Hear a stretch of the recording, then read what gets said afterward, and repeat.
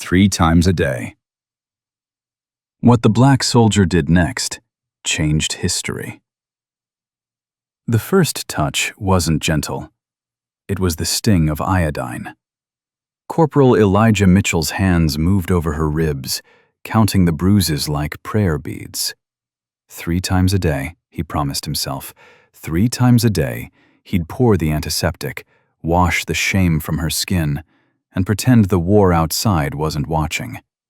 They called it triage protocol. The Italian partisans called it a miracle.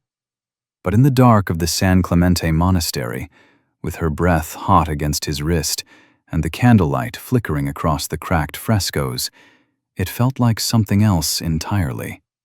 Something that could get him shot by his own side. The first sound wasn't her scream. It was the splash. Cold water from his canteen hit her face as she gasped, hands trembling against the rough stone of the baptismal font. Her tattered partisan jacket clung to her back, stained with mud and dried blood. The October sun above the Tuscan hills burned weak through the shattered rose window. Flies circled her wounds, like they already knew she was too weak to fight. Eli stood behind her, 28, skin dark as wet earth against his blood-stained medic's uniform, his hands steady with the kind of exhaustion that comes from carrying too many bodies off the Gothic line. He wasn't her liberator, not officially. He wasn't even supposed to be this far north. The 92nd Infantry Division had been ordered to hold the supply route, not place saints in ruined churches. Yet somehow, this girl had ended up in the monastery courtyard, half dead, barely breathing, and nobody in the forward operating base wanted to know how or why. "Hold on," he whispered. She tried. Her arms shook, her lips were blue. The water in the font rippled as her breath faltered. She'd been found at dawn by the scout line, beaten, barefoot, left for dead. Some said she was a fascist spy, others whispered she was a witch. But when Eli lifted her from the rubble, something inside him broke. Before you continue listening, please let me know, where in the world are you watching from today? Now back to the story. He had seen dying men in the Ardennes, starving prisoner of wars at Anzio, and burned villages from Naples to Florence. Yet never had he seen eyes that empty. He poured water over her shoulders, washing the blood away. The sound was soft, almost tender, and for the first time that morning, she moved. Her fingers gripped the stone tighter, refusing to let go. It was as if her body was begging God not to forget her. The monastery was silent except for distant artillery. No one came to help. Most of the 442nd had pushed further north. The white command staff never left their command post. Eli looked at the horizon, at the long road that led back to Lucca. He knew the men who did this, men with polished sidearms and hands that never touched the dying, men who laughed when women screamed behind enemy lines. He clenched his jaw, knowing that if she lived, they would come again. The girl tried to speak. Her voice was a whisper. "Perché me?" Why me? He didn't answer, not yet. He dipped a clean rag into the water and pressed it to her face. She winced, but didn't pull away. Her eyes met his, green, glassy, full of terror and something else. A question. She was 25, maybe. A stranger with no name anyone cared to remember. But Eli saw something different beneath the bruises, beneath the dirt, something that refused to die. The weak sun climbed higher, painting the shattered stained glass gold. Her breathing steadied. The water turned red 3 times a day. That's how often he would clean her wounds before the infection set in, before she spoke her name again. Before the war itself would change because of what one medic decided to do with a broken woman and a holy water font. But right now she was still shaking, still trapped between life and death, still wondering if kindness was just another trick. Eli watched her closely, his hands steady, his heart not. And as the wind howled through the monastery's broken arches, one question hung heavy in the air. Was he saving her life, or was he saving his own soul? The morning had already burned half the sky when Eli carried her inside the monk's quarters. The small cell smelled of mildew and cordite. He laid her down on a straw pallet near the wall, where the light fell soft and gray through a shell hole. She was barely awake, whispering words he couldn't catch. Maybe a prayer, maybe a name. He poured water from his canteen into a tin cup, holding it close to her lips. She flinched at first, then drank like someone who hadn't tasted mercy in years. He watched the dirt wash off her face, one drop at a time. The bruises looked worse in the dim light, but at least she was breathing. 3 times a day, that's what he told himself. But on the 4th day, he forgot the midday meal. Claudia sat by the window, holding her stomach and staring at the endless olive groves, when he came running back with a ration can. His hand shook as the beans spilled. "I'm sorry," he said, out of breath. She smiled for the first time. "Va bene," she whispered. "It's all right. You remembered twice. That's already more than anyone ever did." Morning to clean her wounds, afternoon to feed her, night to keep the fever from stealing her away. He wasn't a doctor, just a medic with field training in a quiet ruin. But something about this girl made him careful, made him gentle in a way he hadn't been since his mother passed. Every time he touched her skin, he did it like she might shatter if he pressed too hard. Outside, the wind rattled the olive branches. The mules brayed, uneasy. German patrols had been circling the hills again. Maybe they smelled blood. Maybe they smelled guilt. Eli didn't care. He only cared that she opened her eyes again. When she finally did, it startled him. They were green, soft but sharp, like spring after a long drought. "Sei al sicuro qui," said in his broken Italian. "You're safe here." Her voice cracked. "Sicuro non dura." Safe never lasts. He didn't argue. He just nodded and handed her another cup of water. Later that afternoon he made her broth from K-rations and wild rosemary. It wasn't much, but when she tasted it, her shoulders loosened just a little. That was the first time she looked at him without fear, just tired eyes searching for a reason to trust. By the second night, she was strong enough to sit up. The fever was fading, but the silence between them grew heavy. He worked at the table, cleaning his instruments, pretending not to notice when she watched him. "Why are you doing this?" she asked quietly in English. He paused, surprised by her accent, educated, almost American. "Because someone should have." She didn't speak after that. She just stared at the candle flame as if it could explain what his words meant. When the wind howled outside, he added another log to the fire. The room glowed golden, soft, alive. She pulled the blanket tighter, closing her eyes for the first real sleep in days.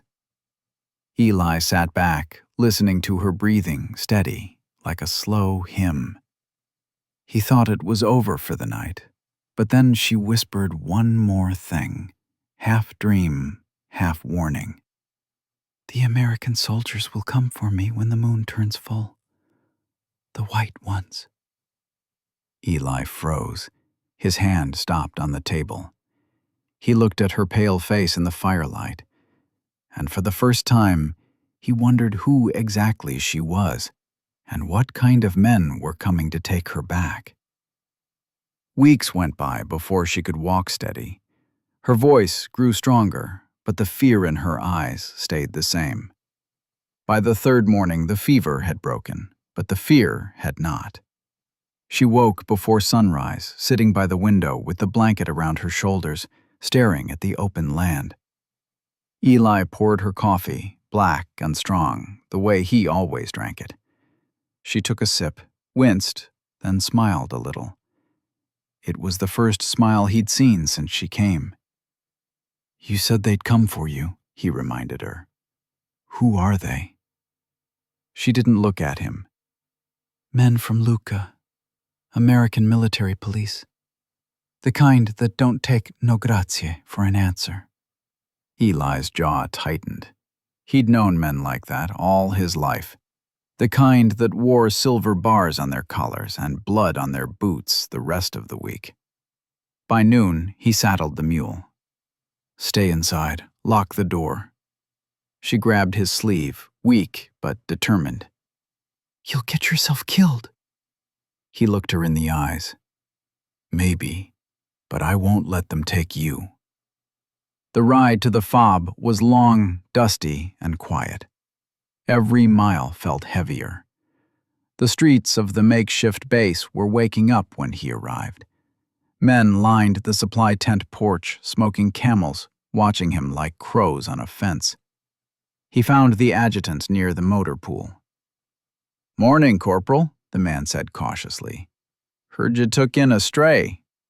"She's not a stray dog," Eli answered flatly. "She's hurt." The adjutant sighed. "You should have left her be.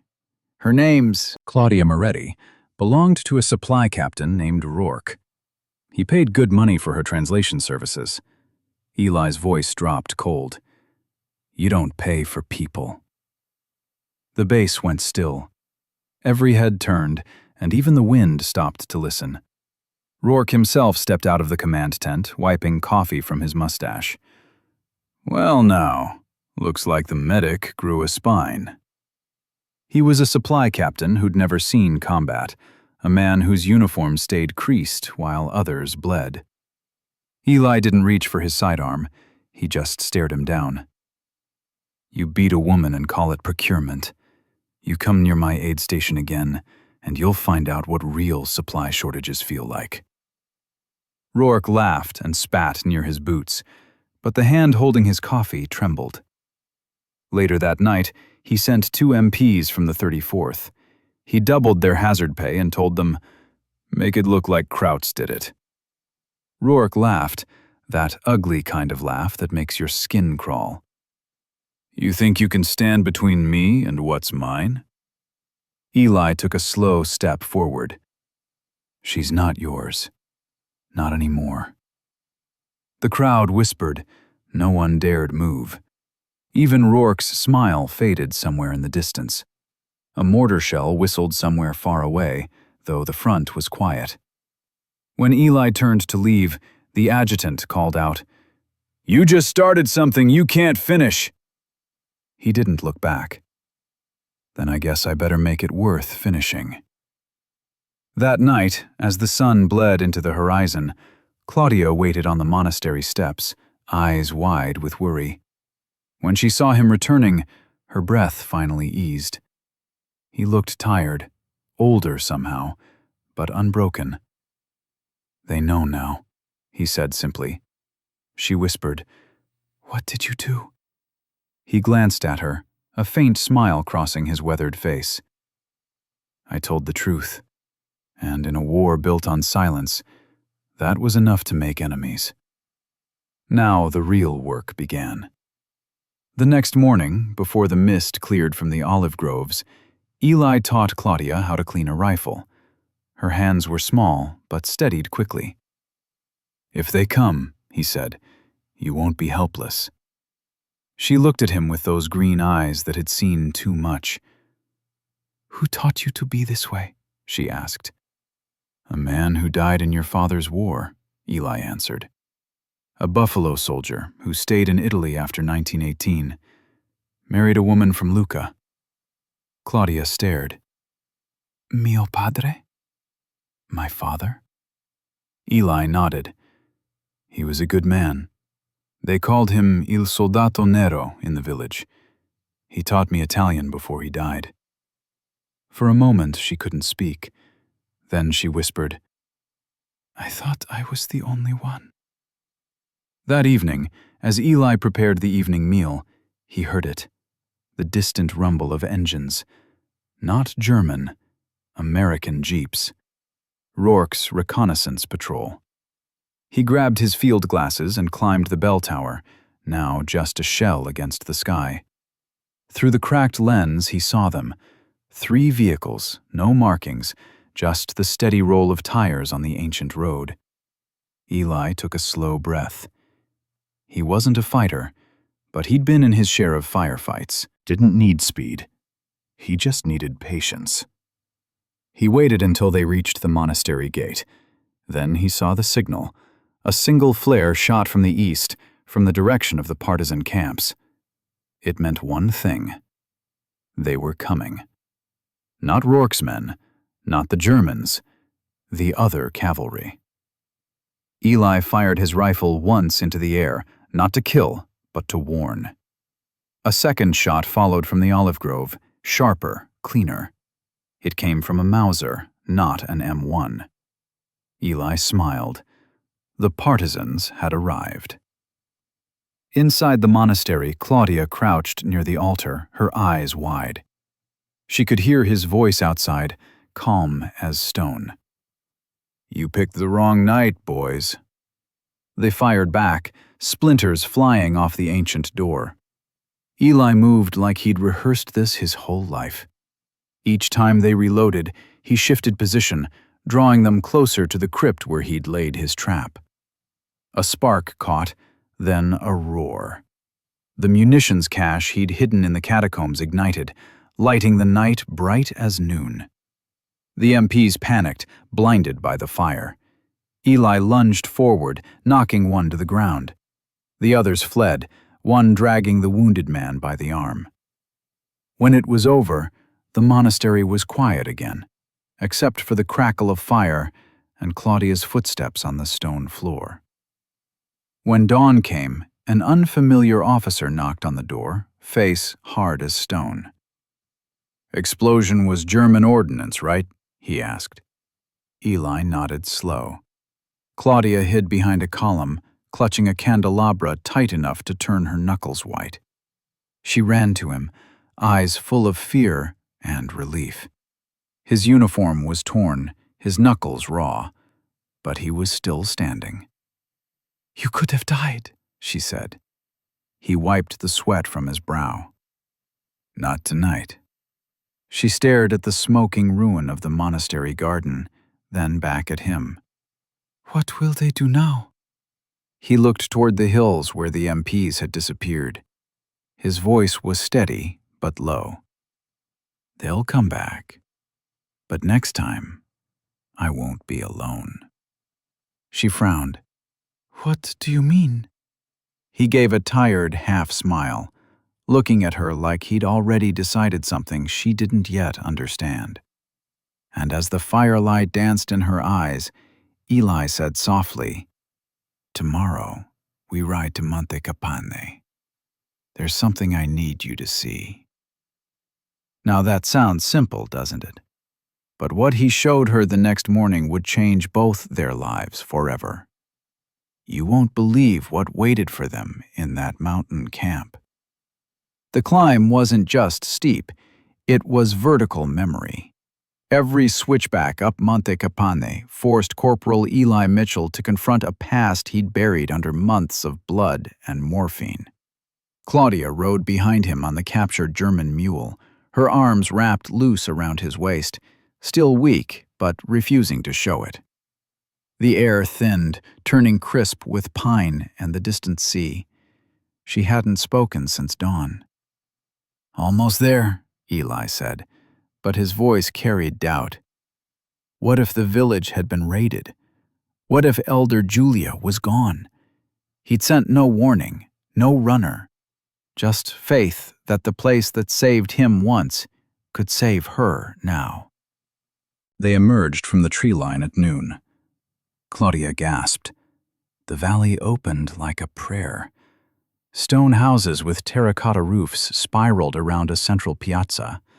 American flags flew beside Italian tricolors, but different, hand-sewn, with 48 stars and a 49th added. A buffalo skull embroidered in gold thread. Music floated up, a banjo playing "Sometimes I Feel Like a Motherless Child," but the lyrics were Italian. "Benvenuta a casa," Eli whispered. "Welcome home." Claudia slid off the mule, her legs buckling. "What is this place?" "Villa Buffalo, your father's people." An old woman emerged from the largest house, leaning on a cane carved with African symbols and Catholic saints. Elder Julia. Her hair was white as Carrara marble, but her eyes, dark, knowing, locked onto Claudia with recognition that spanned generations. "Madonna Santa," the elder breathed. "You have her eyes. Exactly her eyes." Claudia froze. "My mother?" "No, bambina." Julia touched her face with trembling fingers. "Your father's." The shrine stood in the piazza's center. Photos lined the walls of a small chapel. Black soldiers in World War I doughboy helmets, their arms around Italian women. Children with café au lait skin and Florentine eyes. And in the place of honor, Corporal Marcus Moretti, 369th Infantry Regiment, Harlem Hellfighters. The date below, Morte per la Libertà, 1942. Claudia's knees gave way. Eli caught her. I thought I dreamed him," she whispered. "My mother said he died before I could remember. She burned his photos when the fascists came." Julia lit a candle with shaking hands. "He built this place. After the First War, when America told him he wasn't citizen enough, Italy told him he was man enough. He brought others. They stayed. They loved. They built." She led them inside the chapel. On the altar, a tattered American uniform jacket lay beside a partisan red scarf. A journal, leather-bound, sat open. Julia read, "3 times a day we remember. Morning, we patrol the ridges to keep our children free. Noon, we share bread so no one hungers. Evening, we speak their names so no one forgets." Eli exhaled slowly. That was Marcus's handwriting. He'd seen it once before on a field hospital chart in 1943. The 92nd had passed through Lucca, and a wizened Italian man had treated Eli's squad to wine and stories. That man was Marcus. The world was smaller than the war wanted it to be. He touched the scarf. "He saved my life. Not from Germans. From my own." Claudia looked up, questions in her eyes. Eli's voice softened. "I got separated during the push to Rome. Woke up in a drainage ditch, fever, burning. 2 white officers from the 34th found me. Said I was uncooperative property. They were going to leave me for the Krauts. Marcus and his partisans found me first, carried me here. For 3 weeks, a woman who barely spoke English, your mother, I think, changed my bandages 3 times a day."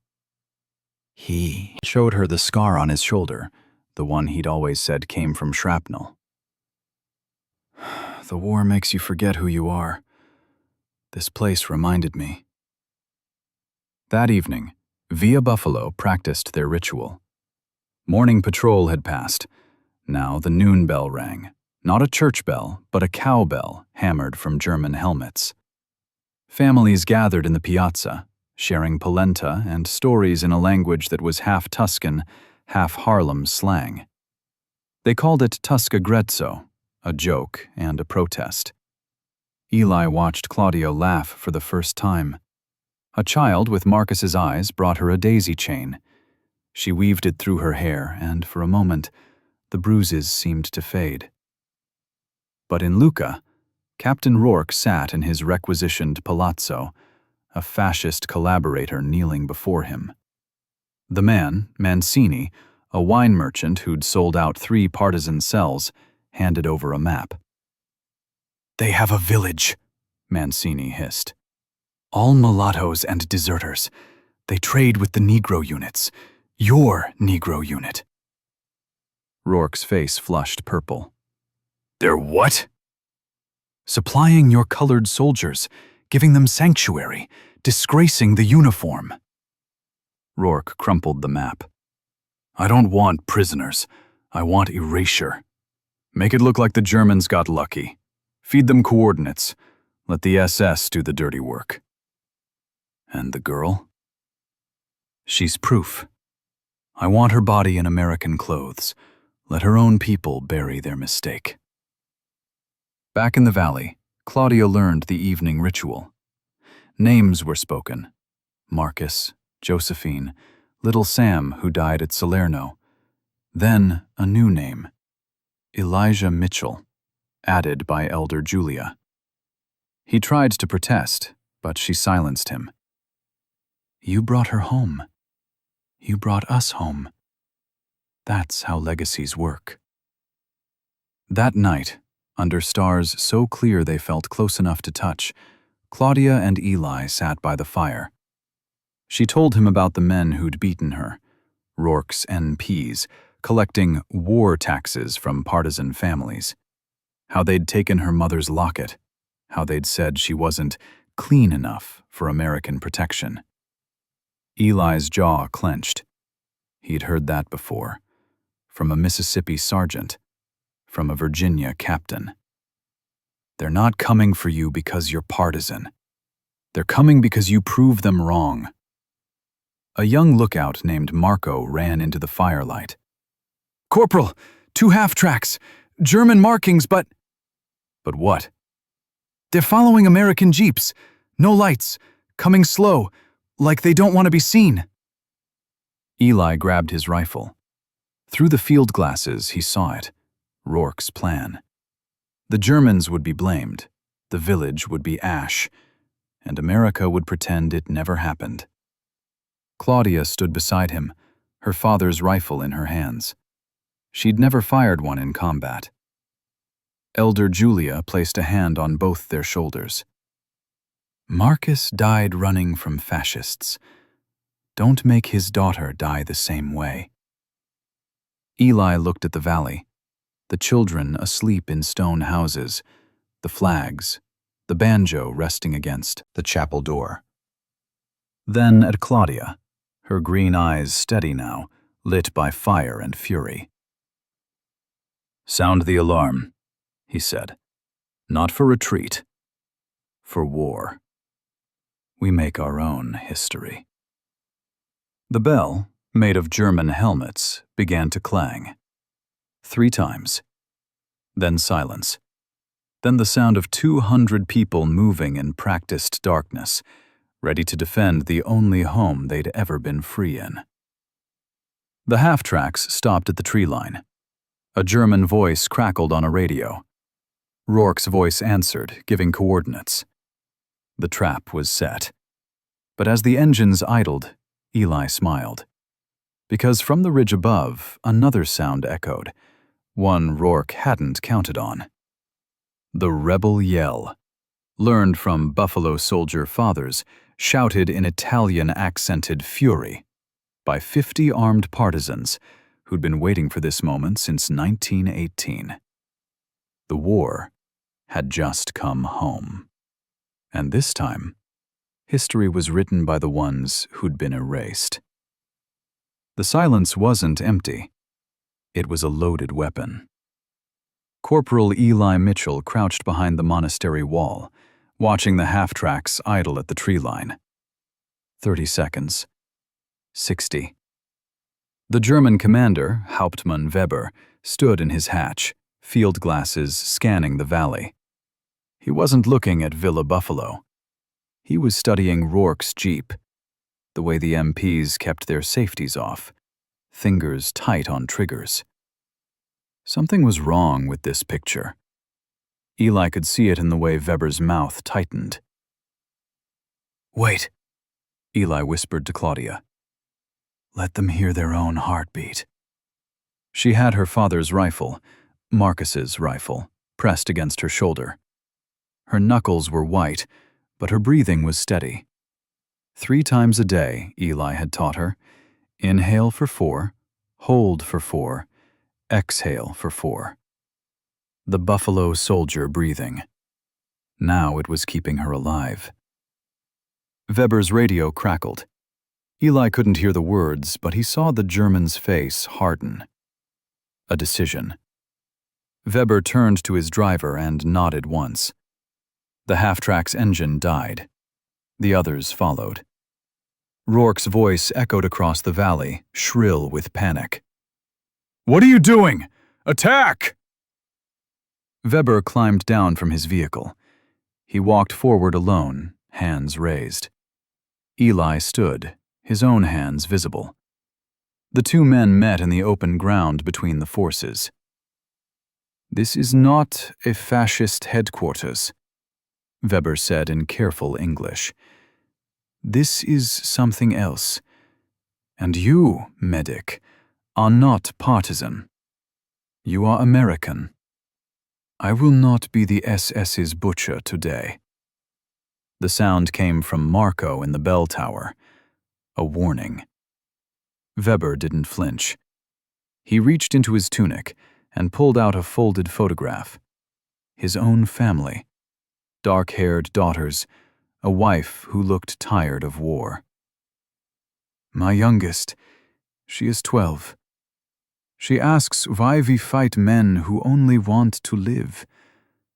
I have no answer for her if I do this." Eli lowered his weapon. "What do you propose?" "Give me the captain. My men will hold him. You take your people and go. I will tell command we found nothing but goat herders." Behind them, Rourke screamed into his radio. "Weber, you are relieved. Sergeant, place this man under arrest." But the German sergeant in the second half-track didn't move. He was watching the children peeking from behind the chapel door, their faces streaked with dirt and courage. "Captain Rourke!" Weber shouted back. "You have committed crimes under flag of truce. By the Hague Convention, I am taking you into protective custody." "Protective? I'll show you protective." Rourke grabbed for his sidearm. The shot came from Claudia's rifle. It didn't hit Rourke. It hit the radio in his hand, shattering it. Her first shot in combat. Her hands were shaking, but her voice was steel. "You don't get to call for help." The MPs dropped their weapons. Villa Buffalo erupted in cheers, then fell silent as the elders glared. This wasn't a celebration. This was a funeral for innocence. Eli disarmed Rourke personally. As he cuffed him, the captain leaned close, his breath hot with whiskey and hatred. "You think you won? I took out insurance. Her mother, Claudia. Josephine Moretti. She's in the basement of the Palazzo Municipale in Lucca. My MPs have orders. If I'm not back by dawn, they start with her fingers. Then her eyes. They'll mail you pieces until you beg me to take her whole." The word dawn seemed to echo forever. Claudia was there. She heard. Her rifle dropped from nerveless fingers. "Madre, she said she was safe. She lied to protect me." Eli caught her before she fell. She didn't lie. She believed. Elder Julia descended from the chapel roof, her Springfield still warm. She looked at Rourke, at Weber, at the German half-tracks that were now technically Allied forces. "You have a choice, Corporal Mitchell. Turn this animal over to your colonel.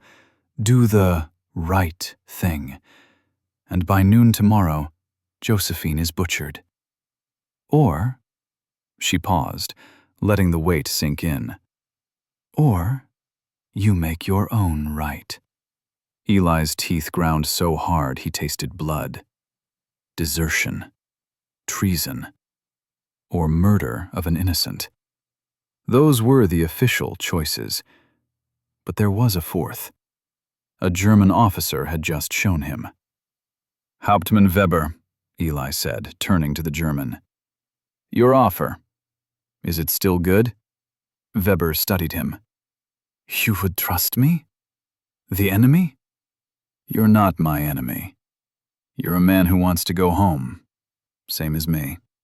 Weber extended his hand. They shook. The ultimate irony. A black American and a German officer forging an alliance, while a white American captain watched in chains.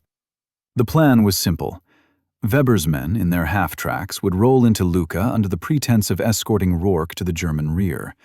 The MPs guarding Josephine wouldn't question it.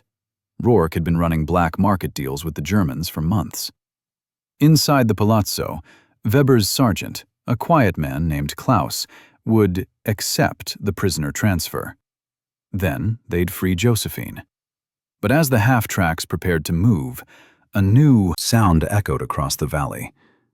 Not artillery, not engines. Aircraft. High altitude, growing louder.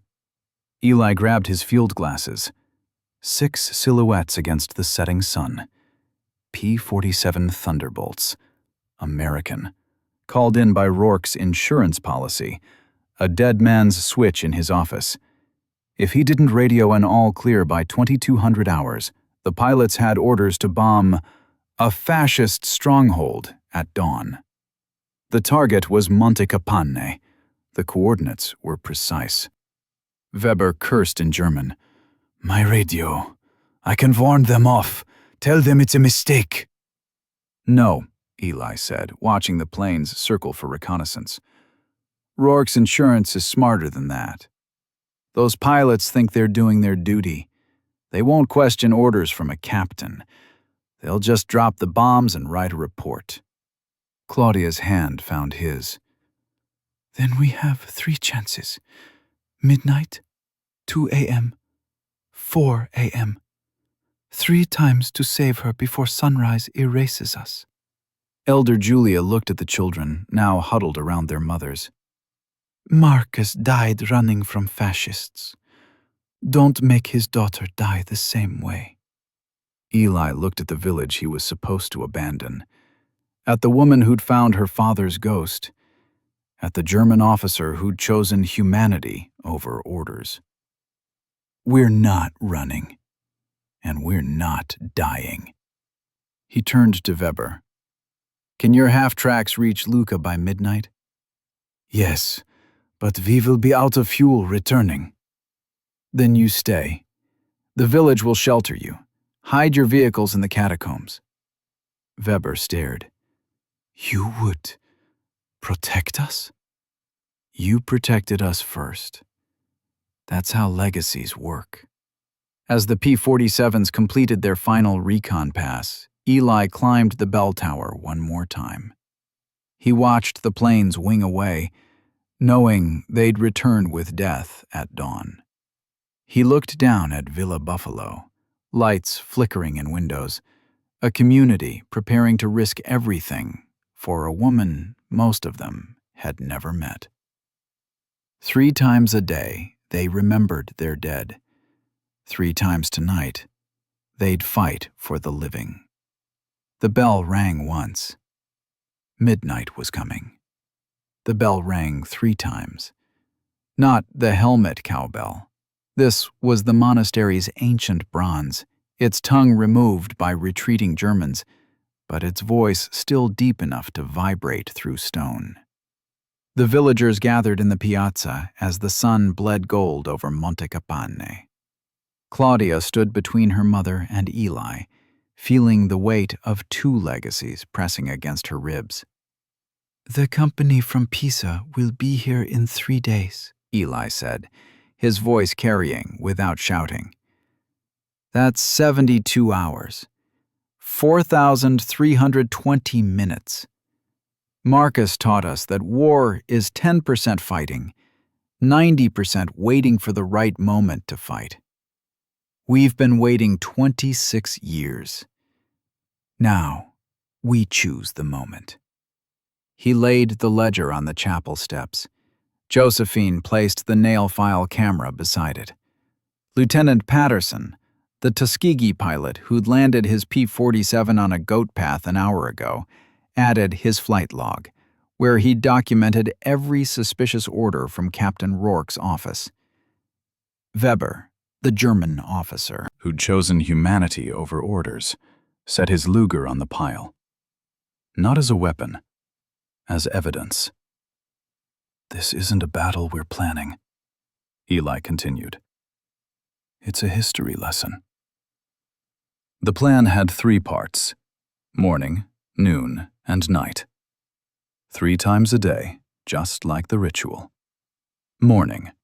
Intelligence Patterson would fly to Florence, not to the 5th Army HQ, but to a small convent where Sister Mary Catherine, a white nun who'd taught black children in Georgia before the war, ran a network of partisan sympathizers. She had a direct line to Captain Eleanor Hardwick, the JAG officer who'd prosecuted a lynching in Fort Benning. Patterson's flight log would be his ticket. "But sir," Patterson asked, "what if they shoot me down before I reach her?" "Then you die proving a Tuskegee airman was more soldier than the men who gave the order." Eli clasped his shoulder. "But you won't die. You're flying a story they can't afford to crash." Noon. Fortification Weber's half-tracks, now hidden in the catacombs, would be fitted with captured American 50 cals, salvaged from a downed bomber near Pisa. The women of Villa Buffalo, taught by their Buffalo soldier husbands and fathers, would man them. Elder Julia showed them how. "In 1919, she said, her hands steady on the heavy weapon. "My husband taught me this. He said, 'Julia, if they ever come for our children, you make them wish they'd never left home.'" She sighted down the barrel at a distant olive tree. "3 times a day I practiced. Morning, noon, and night." The tree trunk exploded. "I never forgot." Claudia worked beside her mother, wiring explosives into the ancient monastery walls, not to destroy them, but to create choke points. Josephine showed her how to rig a detonator from a radio battery and a candle wick. "Your father taught me this. Said it was chemistry, not violence." "He was a soldier and a scientist," Claudia whispered. "He was a father and a fool," Josephine smiled, "who believed love could build a bridge across an ocean." Night. Strategy. Eli gathered the children. The real fight, he explained, wouldn't be with bullets. It would be with memory. They spent the evening painting, on sackcloth, on scrap metal, on the backs of ration tins. Portraits of their grandfathers in World War I uniforms. Maps of the village with every Buffalo soldier name written in gold. A timeline. 1919, the founding. 1942, Marcus's death. 1945, the threatened erasure. "These are our shields," Eli told them. "When the soldiers come, you hold these up. You show them what they're really here to destroy." One girl, no older than 9, painted her grandfather's face with tears streaming down. "Will they shoot us anyway?" Eli knelt. "They might, but you will make them look you in the eye when they do." The first day passed. Patterson flew out at dawn, his P-47 climbing into clouds like a prayer. Weber's men and the women finished mounting the guns by sunset. The children covered the piazza with their paintings, and 3 times a day the bell rang, morning, noon, night, marking the rhythm of defiance. By the second morning, word came from Florence. Not from Patterson, from a partisan runner, breathless and bleeding. "Captain Hardwick is coming, with a full investigation team. But—" He collapsed into Eli's arms. "But so is Colonel Rourke Sr. He heard his son was captured. He's bringing a battalion, not the Pisa Company, his personal guard." Josephine closed the ledger. "The father knows. He'll erase the village and the investigation. Clean sweep." Eli looked at the timeline the children had painted. 1945, the threatened erasure. They had 24 hours left. Claudia stood on the chapel roof, watching the southern road. She saw them first. A cloud of dust, not the single company they'd expected, but a full motorcade, staff cars, trucks, and in the center, a jeep flying the flag of the 5th Army Command. "He's not coming to fight," she called down. "He's coming to sell it." Eli climbed up beside her. Through the field glasses, he saw it. Not soldiers preparing for combat, but cameramen, reporters, a film crew. The colonel was going to document the surrender of a partisan stronghold.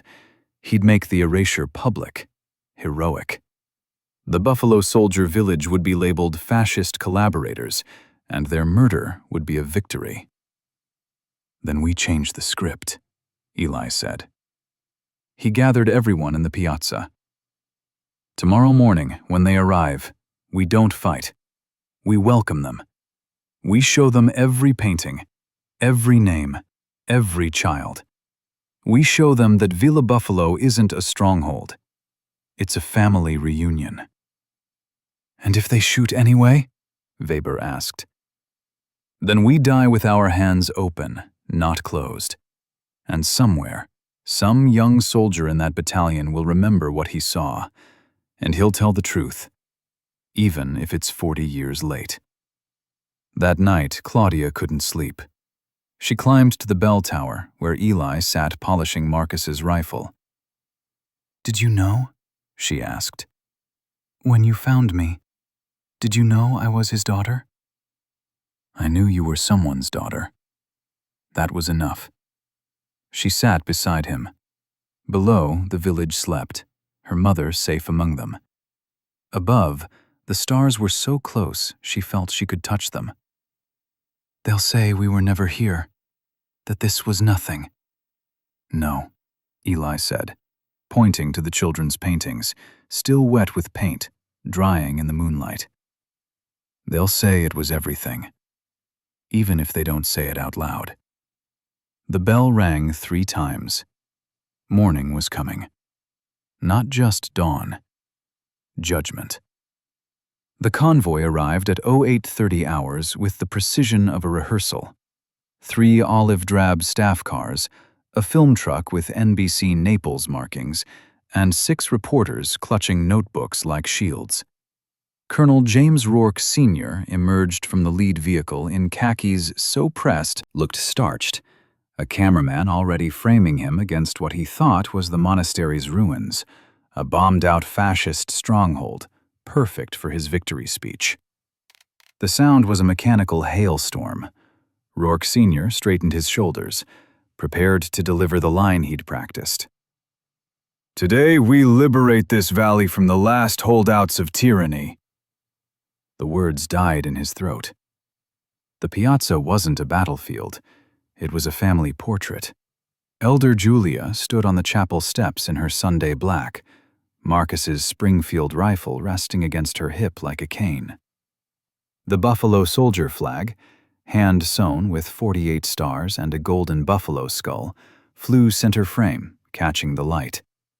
Children lined the courtyard, each holding a painting, grandfathers in World War I uniforms, grandmothers in Italian lace, the valley itself rendered in watercolor and defiance. Claudia stepped forward, not from the shadows, from the center. She wore her father's red partisan scarf tied around her neck, her mother's defiance in her eyes. "Colonel," she called out, her voice carrying without a microphone. "These children painted their nightmares. Would you like to explain why your son wanted them dead?" The reporters surged forward. A middle-aged man in a fedora, Wilkins from the Chicago Defender, the only black journalist within 100 miles, shouldered past the NBC correspondent. "Corporal Mitchell, is it true this village was founded by the 369th Infantry, the Harlem Hellfighters?" Rourke Sr.'s face purpled. "This is a secured military operation. All press will step back or be detained." But the cameras kept rolling. The film truck's technician, a Jewish refugee from Rome named Sal, adjusted a lens and gave Eli a barely perceptible nod. The feed was live. Eli stepped onto the chapel steps beside Claudia. He held up the ledger, its pages brittle with truth. "This, ladies and gentlemen, is a supply manifest, dated September 1944 to March 1945. It shows morphine shipments from this valley to Chicago, art sales to a senator's consultant in Washington, and a liquidation list for something called Operation Granada." He turned the page. A photograph fluttered out. Rourke Jr. shaking hands with Hauptmann Weber's predecessor, both men grinning over crates of Chianti and Matisse paintings. Weber himself stepped forward, still in his Wehrmacht uniform, a stack of transcripts in his hand. "Colonel, your son sold strategic coordinates to my unit's former commander. For 10 cases of wine and 3 paintings he claimed were degenerate art. We have radio transcripts, signed receipts." The NBC reporter turned to his cameraman. "Are you getting this?" Rourke Sr. lunged for the ledger, but Josephine blocked him, Marcus's rifle raised, not aimed, just present. The colonel's MPs surged forward, weapons up. "Stand down!" Rourke Sr. roared. "Arrest them all! Deserters, spies, collaborators." But the MPs hesitated. One, a young sergeant from Georgia, looked at the Buffalo Soldier flag, then at Eli's 92nd Infantry patch. "Sir, my grandfather was 92nd, died at Anzio. He used to tell stories about the men who stayed behind in Italy, built families."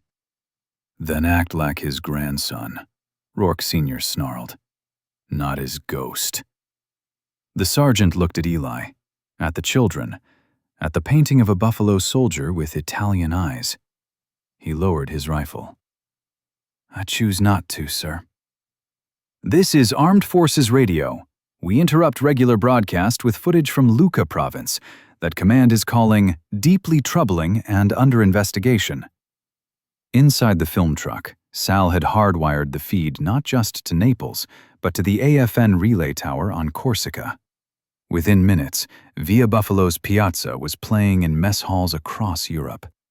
Patterson's P-47 circled overhead, his radio open, broadcasting the audio to every pilot in his squadron.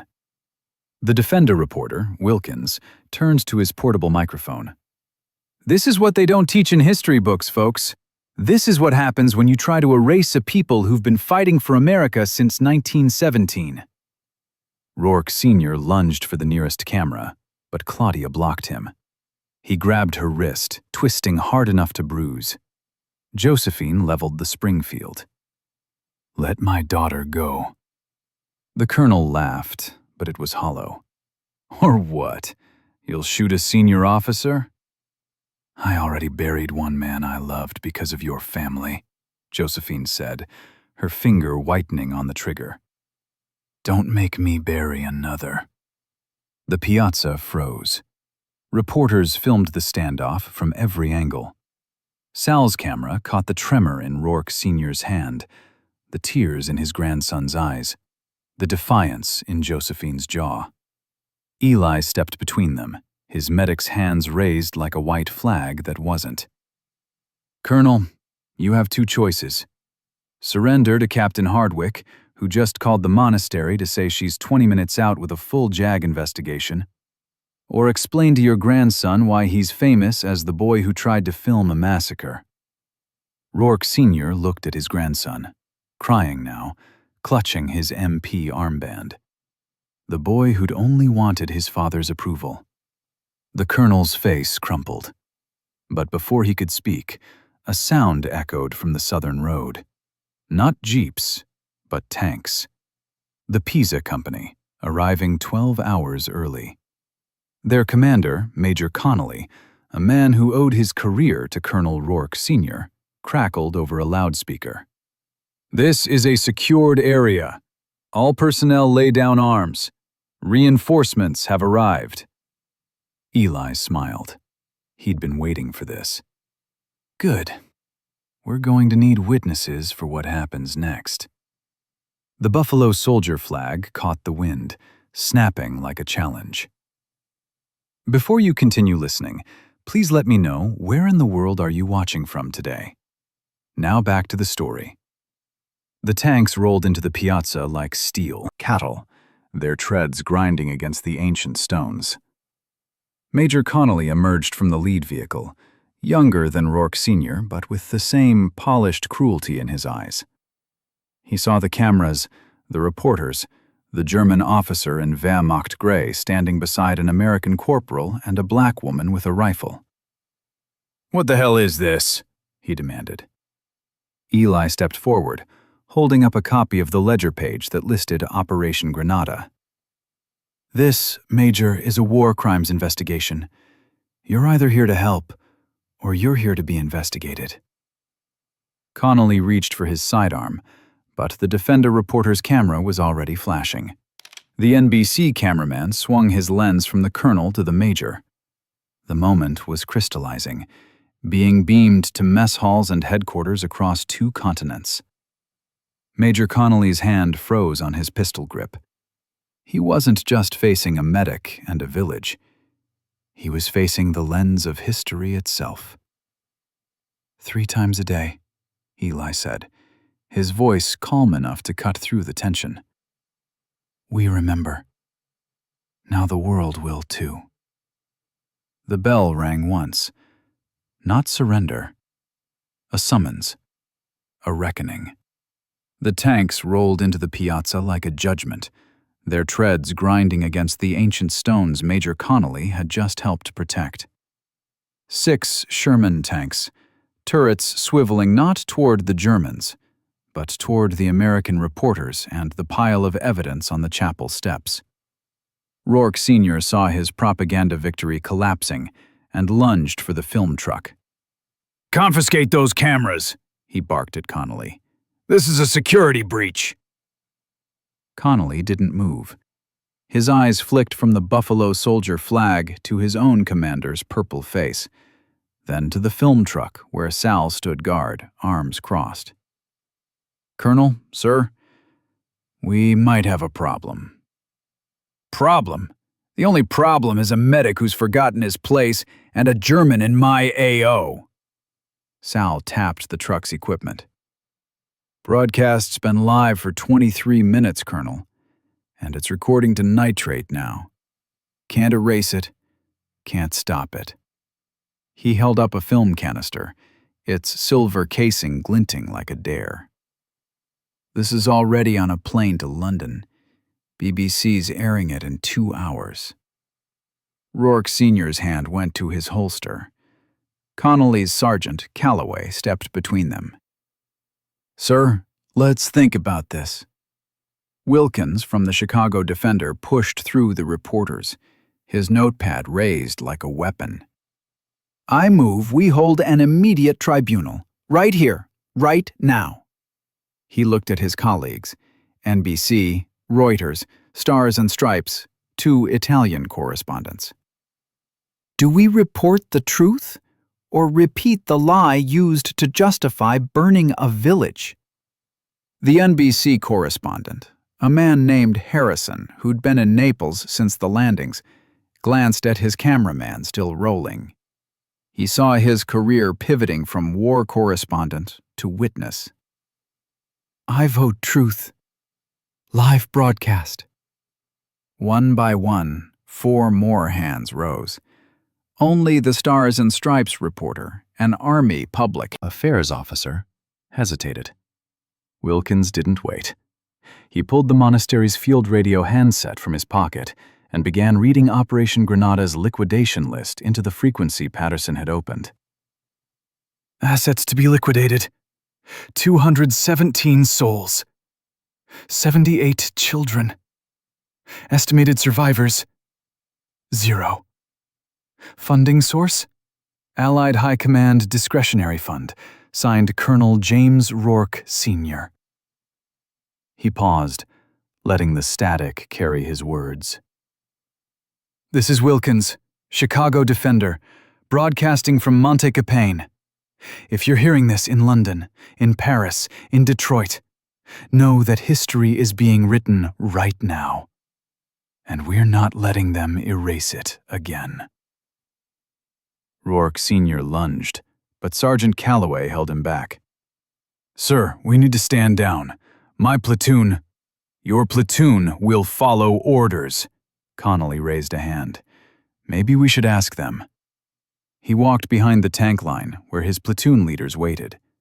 6 men, eating their breakfast rations, listening to Wilkins's broadcast on a captured German radio. Gentlemen, Connolly said quietly, we have orders to secure this area for Colonel Rourke, but we also have evidence of war crimes. I'm asking for a vote. Follow orders, or follow the law. Calloway spoke first, his Georgia drawl thick. Sir, my grandpa, 92nd, died at Anzio. He used to say dignity wasn't given by command. It was taken by men who knew right from regulation. He looked at the piazza, at the children peeking from behind their paintings. I vote we stand down. Wait for Captain Hardwick. A lieutenant from Brooklyn nodded slowly. My kid brother got morphine last Christmas, from a special shipment. Rourke's ledger says that was stolen Army stock. I vote we let the JAG handle it, sir. The vote was called. 4 to stand down, 2 to follow orders. Connolly walked back to his commander, his shoulders squared. Colonel, my company will not engage. We are awaiting proper legal authority. Rourke Sr.'s face contorted. You spineless! He reached for his radio handset, thumb punching the artillery frequency. Firebase Delta, this is Rourke Sr. Immediate fire mission, grid coordinates. A small hand grabbed the handset first. His grandson, the boy MP messenger. No, grandfather. Not again. Not like this. Rourke Sr. backhanded him. The crack echoed louder than the tank engines. The boy fell, cheek reddening, but he didn't cry. He stood, wiped his mouth, and walked to the children's line where a 9-year-old girl handed him a painting. He took his place, holding it up. His own face, painted in tears, beneath the words, My grandfather's choice. The sound came from Colonel Rourke Sr.'s own wrists. Sergeant Calloway had cuffed him while he struck the boy. Colonel James Rourke Sr., you are hereby relieved of command pending investigation for violations of the Lieber Code and conspiracy to commit war crimes. The cameras caught it all. The slap, the boy's defiance, the handcuffs, the flag still flying. Wilkins spoke into the radio, his voice now clear and strong. And that, ladies and gentlemen, is how history remembers. The children began to sing. It wasn't planned, it was pure reflex, a hymn learned at grandmother's knees, half spiritual, half battle cry. First in Italian, Non ci lasceremo mai più. We will never be left again. Then in English, the Buffalo Soldier cadence. We fought for a country that didn't want us, and built a home they couldn't burn. Their voices rose thin but true, carried on the morning wind to Patterson's circling P-47. Over the radio frequency, Patterson's wingman, Lieutenant Davies, a white kid from Montana, stared at his instrument panel. He keyed his mic. "Redtail 4, I'm supposed to call in that artillery strike. Colonel's orders." Patterson's voice came back calm as stone. "Negative, Redtail 5. I hear children. You hear children?" Davies listened. Through the static, through the engine roar, he heard it. A child's voice, high and clear, singing a song he'd never heard but somehow knew. His thumb hovered over the firing button, then moved away. "Negative 4, Davies said. I hear children. Strike cancelled." That was the third vote. The children's vote. History isn't written by generals. It's sung by the ones they tried to erase. The tank's engines died. Major Connolly walked to the center of the piazza and did something no officer had done in front of cameras during the war. He saluted a German officer and a black medic at the same time. His hand held steady. A jeep roared up the mountain road, fishtailing into the piazza with a JAG insignia on its bumper. Captain Eleanor Hardwick stepped out, a woman with steel in her spine and exhaustion in her eyes. She'd been driving since midnight, radio reports guiding her. She took in the scene. Rourke Sr. cuffed, Weber at attention, reporters broadcasting, children singing, and the Buffalo Soldier flag flying over an Italian monastery. "Colonel James Rourke Sr., you are under arrest for violations of the Lieber Code, conspiracy to commit genocide, and misappropriation of war materials." She turned to her investigators. "Read him his rights. Slowly. The world is listening." Hardwick took the ledger from Eli's hands, flipping through the pages with a lawyer's precision. She stopped at one entry, her knuckles whitening. Operation Granada was funded through the Treasury's discretionary account, the same account that financed the reconstruction of the U.S. Embassy in Rome. She looked up at the cameras. "Which means the American people paid for this." The NBC correspondent, Harrison, lowered his microphone. "Captain, the network is asking if we should cut the feed. They're getting calls from Washington." Hardwick's smile was colder than the mountain wind. "Tell them to run it. All of it. The truth doesn't need a press pass." Rourke Sr. was loaded into a transport truck, his grandson walking beside him, not to comfort him, but to testify. The boy had his father's ledger pages in his pocket, the ones that listed art sales to his own family's trust fund. The sound was final. The Georgia sergeant, Calloway, approached Eli. "Sir, I'd like to request transfer to the 92nd, if they'll have me." Eli clasped his shoulder. "They will. Tell them Mitchell sent you." Patterson landed his P-47 on the goat path, the prop wash scattering the children's paintings, but not their spirits. They mobbed him, recognizing his grandfather's face from the chapel shrine. He knelt, letting a 5-year-old girl touch his flight wings. "We heard you singing," he told her. "Heard you all the way up there. You kept us honest." Weber and his men prepared to depart, but Elder Julia stopped them. "You brought war to our door, then refused to let it in. That's not surrender. That's sanctuary." She gave him Marcus's red scarf. "Wear this when you face your own judges. Tell them where you learned what honor looks like." Major Connolly stood before his tanks, now part of the scene rather than the siege. He looked at the reporters, at the evidence, at his own men who'd chosen law over loyalty. "Captain Hardwick, my command will cooperate fully. We were misled." Hardwick nodded. "Misled is a choice. Your men chose better." The village bell rang 3 times. Morning had come.